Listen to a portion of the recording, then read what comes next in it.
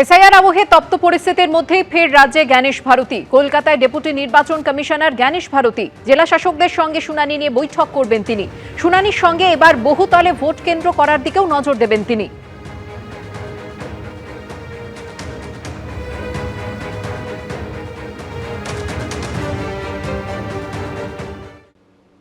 SIR ইস্যুতে নেতাকর্মীদের virtual বৈঠকে অভিষেক বন্দ্যোপাধ্যায় নির্দেশ দেওয়ার পরই সোমবার ক্যাম্প চালু করল তৃণমূল। এর পাশাপাশি BLA-2দের শুনানিতে ঢুকতে দেওয়ার দাবিতে উত্তেজনা ছড়ালো জেলায় জেলায়। এই পরিস্থিতিতে সিইও দপ্তর সূত্রে খবর, BLA-2 নিয়ে ঝামেলা হলে সেদিনের জন্য শুনানি বন্ধ করে দেওয়া হতে পারে। অভিষেক বন্দ্যোপাধ্যায় নির্দেশ দেওয়ার পরই কলকাতা থেকে জেলায় জেলায় ক্যাম্প চালু করল তৃণমূল। এর পাশাপাশি BLA-2দের শুনানিতে ঢুকতে দেওয়ার দাবিতে উত্তেজনা ছড়ালো জেলায় জেলায়। সূত্রের খবর, রবিবার এসআইআর ইস্যুতে 1 লক্ষের বেশি নেতাকর্মী ও BLA-2দের নিয়ে ভার্চুয়াল বৈঠকে অভিষেক বন্দ্যোপাধ্যায় বলেন, BLA-2কে বলবো শুনানি পর্বে উপস্থিত থাকুন। ভোটের সময় যদি এজেন্ট থাকে তাহলে শুনানিতে কেন থাকবে না? এরা বিজেপিকে সাহায্য করতে এসব করছে, কারণ বিজেপির লোক নেই সব ক্যাম্পে। যে যাই বলুক, শুনানি পর্বে উপস্থিত থাকতে হবে। এরপরই রবিবার BLA-2কে ঢুকতে না দেওয়ায় চুঁচুড়ায় 2 ঘন্টা এসআইআর শুনানি বন্ধই করে দিলেন তৃণমূল বিধায়ক অসিত মজুমদার। হুগলির ধনেখালিতে BLA-2কে ঢুকতে না দেওয়ায় শুনানি বন্ধ করে দেন তৃণমূল বিধায়ক অসীমা পাত্র। এসআইআর এর শুনানিতে ঢুকতে দেওয়ার দাবিতে মেদিনীপুরে জেলাশাসকের অফিসের সামনে জড়ো হন তৃণমূলের BLA-2রা। এর জেরে বেশ কিছুক্ষণ বন্ধ থাকে এসআইআর এর শুনানি। মগরাহাটে বিক্ষোভের মুখে পড়েন নির্বাচন কমিশনের রোল অবজারভার সি মুরুগান। একই ছবি বর্ধমানেও। BLA-2দের শুনানিতে ঢুকতে দেওয়ার দাবিকে কেন্দ্র করে পূর্ব বর্ধমানের জেলাশাসকের দপ্তরে কমিশনের প্রতিনিধিদের সঙ্গে বচসায় জড়ান তৃণমূল কর্মীরা। ভাতারাও এই একই দাবিতে শুনানি কেন্দ্রের বাইরে দলীয় পতাকা হাতে বিক্ষোভ দেখান তৃণমূল কর্মীরা। BLA-2 অনেক জায়গায় থাকছে, তো কোনো অসুবিধা তো নেই। এটা রাখা যায় কিনা জানি না, তবে কালকে আমাদের জেনারেল সেক্রেটারি অভিষেক ব্যানার্জি বলেছেন এবং সে অনুযায়ী অনেক জায়গায় BLA-2 আছেন। লিখিত অর্ডার রয়েছে, BLA-2রা সেন্টারের হিয়ারিং সেন্টারের ভিতরে থাকতে পারবেন না, বাইরে ইচ্ছা করলে অন্য জায়গায় ক্যাম্প করে মানুষকে সাহায্য করতে পারেন, সেন্টারের ভিতরে থাকবেন। চিঠি দিয়ে কারণ দর্শালে তবে নাকি BLA-2রা কনসিডার করে দেখবে যে তারা বাইরে যাবে কি না যাবে। এই হচ্ছে বাংলার গণতন্ত্র, এই হচ্ছে বাংলার তৃণমূল কংগ্রেস, এই হচ্ছে বাংলার শাসক দল। আর এ নিয়েই তৃণমূলকে কার্যত রাষ্ট্রপতি শাসনের হুঁশিয়ারি দিলেন শুভেন্দু অধিকারী। তো গুন্ডামি, যদি শুনানি ঘেটে দেন ভোটার লিস্ট বেরোবে না, ভোটার লিস্ট না বেরোলে ভোট হবে না, রাষ্ট্রপতি শাসন। দাদা, অভিষেক বন্দ্যোপাধ্যায় অতএব ভাই আপনি সবকে ঢুকিয়ে দেন ভিতরে। সঠিক সময় ভোটার লিস্ট না বেরোলে 5ই মে মধ্যরাত্রি থেকে কাউকে দাবি করতে হবে না।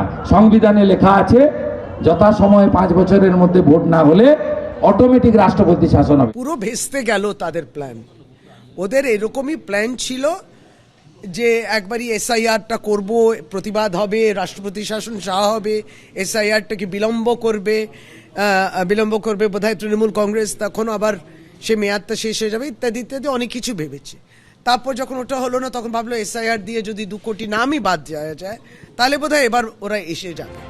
এই পরিস্থিতিতে সিইও দপ্তর সূত্রে খবর, BLA-2 নিয়ে ঝামেলা হলে সেদিনের জন্য শুনানি বন্ধ করে দেওয়া হতে পারে।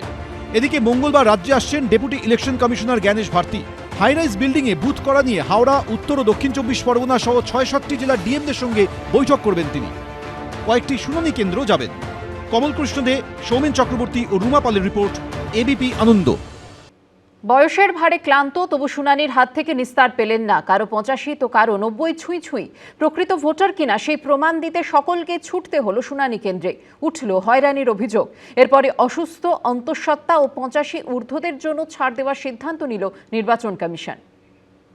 তো পশ্চিমবাংলাকে হ্যারাস করছে কেন নির্বাচন কমিশন? এরা এরম ভাবে অরিজিনাল ভোটারগুলোকে ক্যান্সেল করে দেওয়ার চেষ্টা করছে। কেউ 80 পর, কারুর বয়স 85 তো কেউ 90 ছুঁই ছুঁই। বিছানা ছেড়ে উঠতে পারেন না অনেকেই। তা সত্ত্বেও অনেক কষ্ট করে এসআইআর এর শুনানি কেন্দ্রে হাজির হচ্ছেন তারা। তুললেন চরম ভোগান্তির অভিযোগ। উত্তর 24 পরগনার ইছাপুরের বাসিন্দা রবীন্দ্রনাথ রায়। বয়সের কারণে দীর্ঘদিন ধরে শয্যাশায়ী।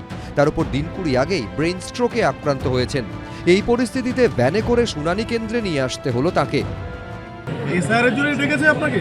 হ্যাঁ, বাবা তো একদম উঠতেই পারছে না, খুবই কষ্ট, খুবই কষ্ট। উত্তর 24 পরগনার হৃদয়পুরের বাসিন্দা শোভারানী ভৌমিকের বয়স 90 এর কাছাকাছি। রেহাই পাননি তিনিও। ক্ষমতা নেই বলতে, তাতে সুবিধা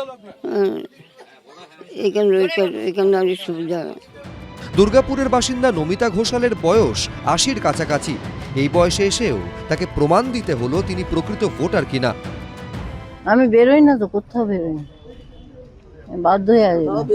জোড়াবাগানের বাসিন্দা মীরা রায়ের মেয়ের ডাক পড়েছে শুনানিতে। তিনিই যে মেয়ের মা তার প্রমাণ দিতে অসুস্থ শরীরেই শুনানিতে হাজির হন। আমার যে মেয়ে ওটা তার প্রমাণ দেওয়ার জন্যই আমি এসেছি। শরীর খুব একটা ভালো না, তবু এসেছি ওর জন্য। ঘন্টার পর ঘন্টা লাইনে দাঁড়িয়ে ক্ষোভ উগরে দিলেন হিন্দুস্তান পার্কের বাসিন্দা প্রণতি দাস। প্রচন্ড বড় লাইন পড়েছে, সেখানে দাঁড়িয়ে ছেলে দাঁড়িয়েছে, আমি বসেছিলাম। এই আপনাদের মতো প্রবীণদের জন্য একটু আলাদা লাইন না, সেটা করেনি, সবই এক। ট্রান্সফারের চাকরি, তাই স্থানান্তরের কারণে 2002 সালে ভোটার তালিকায় নাম ছিল না, যার জেরে ঘন্টার পর ঘন্টা লাইনে দাঁড়াতে হলো বারাসাতের বঙ্কিমপল্লীর বাসিন্দা বৃদ্ধ দম্পতিকে। যেমন ঠান্ডা আর তেমনি আমার প্লেট বসানো, কষ্ট হওয়া স্বাভাবিক।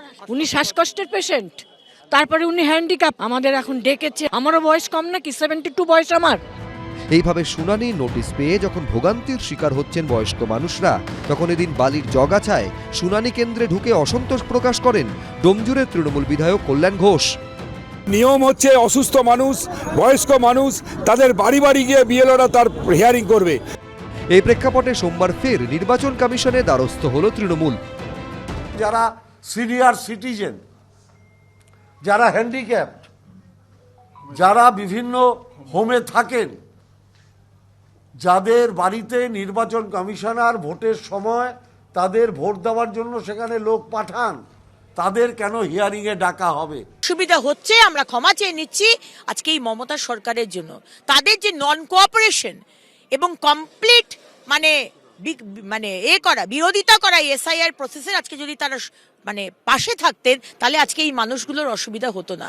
আর যতটা সম্ভব বিজেপির কর্মীরা প্রত্যেকটা ক্যাম্পে থেকে আজকে বয়স্ক মানুষ হোক, কম বয়সী হোক, তাদের পাশে দাঁড়ানো, জল দেওয়া, তার ব্যবস্থা কিন্তু বিজেপির কর্মীরা করছে। এসআইআর এর শুনানিতে হয়রানির অভিযোগ ঘিরে রাজনৈতিক তরজা চলছে। এর মধ্যেই নতুন নির্দেশিকা জারি করল নির্বাচন কমিশন।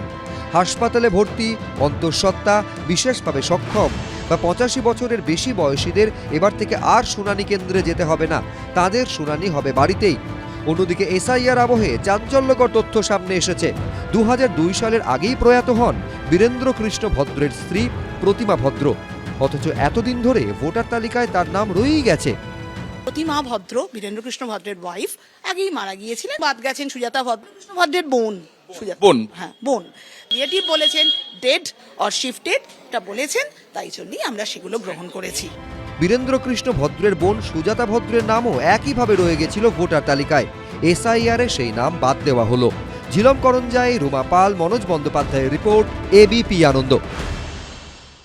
এবিপি আনন্দ, এগিয়ে থাকে, এগিয়ে রাখে।